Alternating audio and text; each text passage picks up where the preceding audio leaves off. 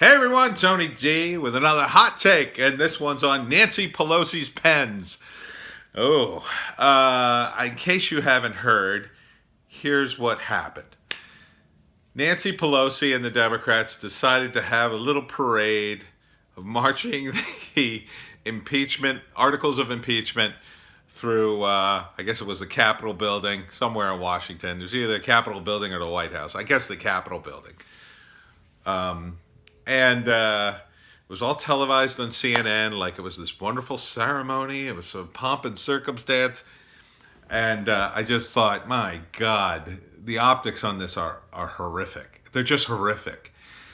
Because, as I've always said, if you want to show power, you show very little, right? So I always reference my favorite Jack Kirby comic book villain, Darkseid. Darkseid was, when Kirby wrote him, so powerful and so frightening, he never used his power, right? He had the Omega beams, but nobody ever saw him use it. They just whispered about it and talked about Darkseid in horror, and he almost never did anything. But he was feared, and it was that fear around him that made him very powerful. So I guess, in a nutshell, less is more.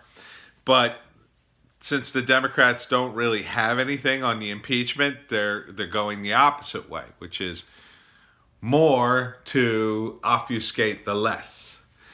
And so they had this big little parade, and then Nancy Pelosi trotted out specially made commemorative pens for the impeachment. Here's little Joan. So the impeachment pens, first off, they're gold. Second off, they were paid for by the taxpayer. Thank you very much. Third, she used one pen for each letter of her name to sign the articles, thereby extending the whole ceremony as if there needed to be any ceremony for the articles of impeachment, like she's the president. And then she's sitting there. And keep in mind, Nancy Pelosi has always said, this is very somber. I don't want to impeach the president, but I have to. This is something we have to do. It's very serious.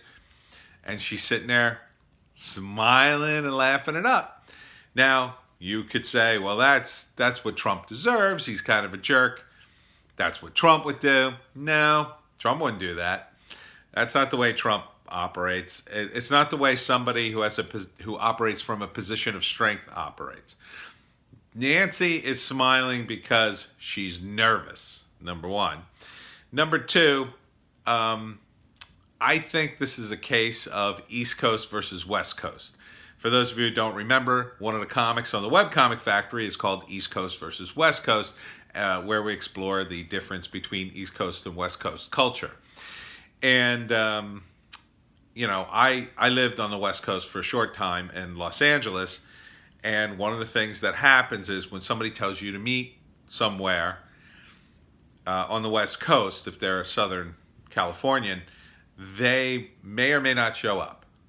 Another example was we had this guy who we met at a party, me and my roommates, and he went on and on how we had to come to his house for Thanksgiving.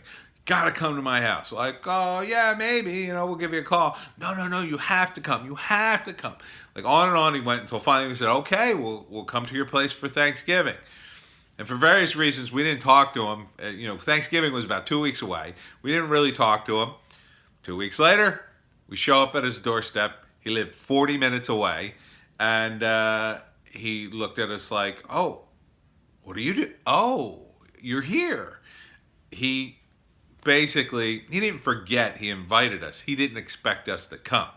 See, in Southern California or on the West Coast, it's more about the image. It's more about the offer. They don't expect you to take the offer, but they want credit for giving the offer. But see, on the East Coast, even though people are kind of rude, or they're more real, they're more honest.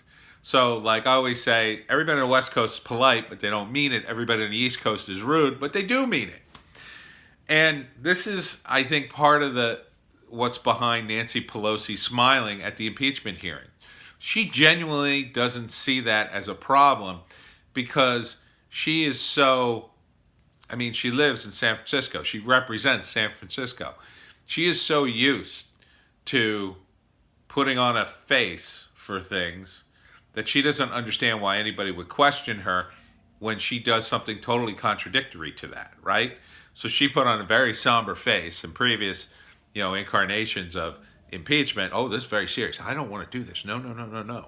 And then when she lets her guard down and actually smiles, probably because she's nervous, maybe because she's just relieved it's over, maybe because she's genuinely happy to stick it to Trump, she's not really honest. And I'm sure if people called her on it, and she would go, no, no, no, no, I was just nervous or whatever. She would make up some excuse and say, no, no, I treated it very seriously.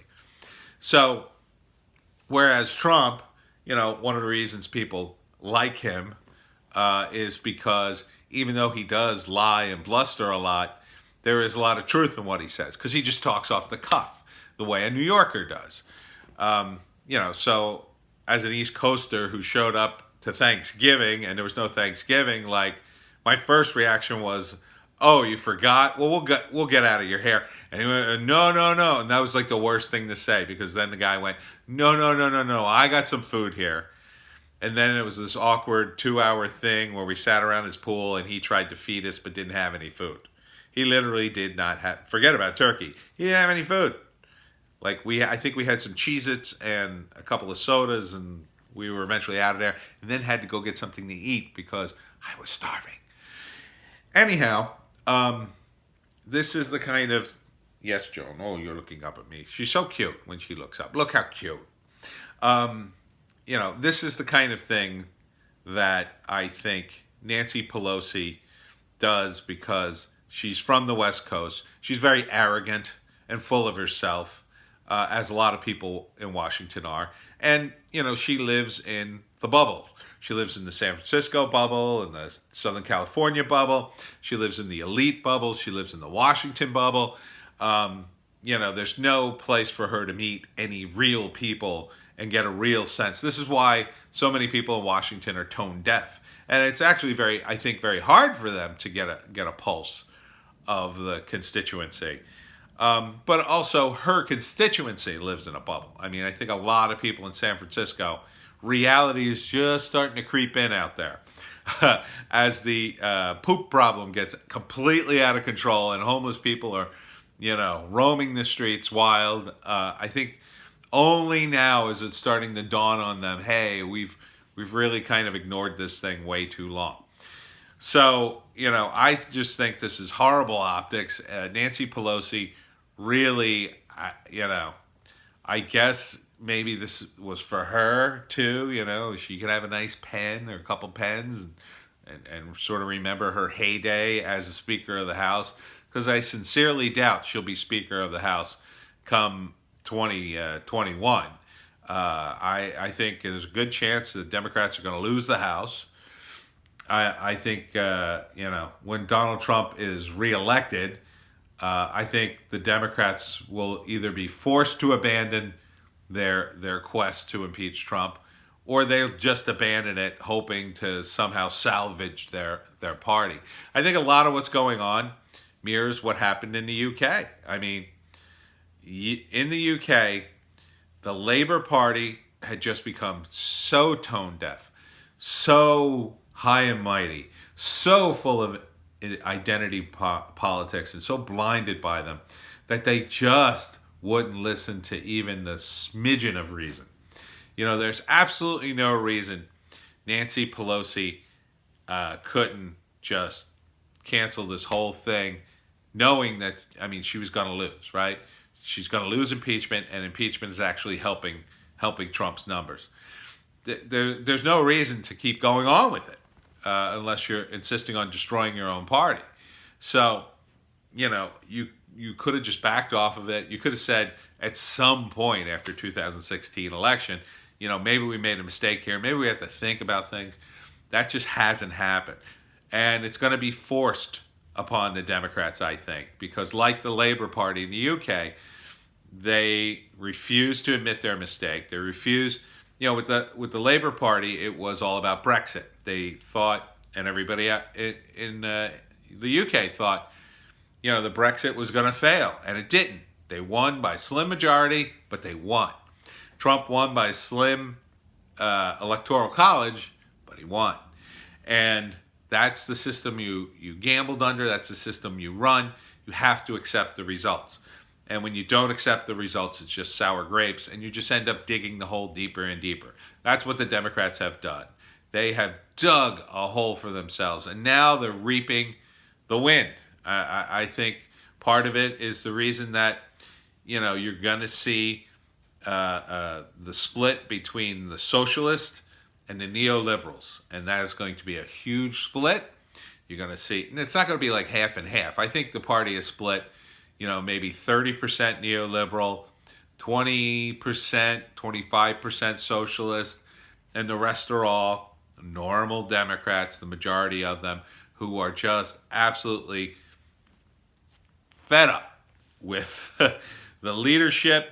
They're fed up with this leftist extremism. They just wanted some normal Democrats to say normal Democrat things, and just incrementally change things and not try to tear down the entire system. But, you have Nancy Pelosi trying to please everybody, and in the end, she ends up pleasing no one. She ends up with this huge sign of, these pens are it's just hypocritical. It just shows hubris, right? Hubris, the arrogance of the elites, that you would make gold pens for something that isn't even going to work. Isn't even going to work. And you charged it to me and the rest of the people watching here. That's arrogance.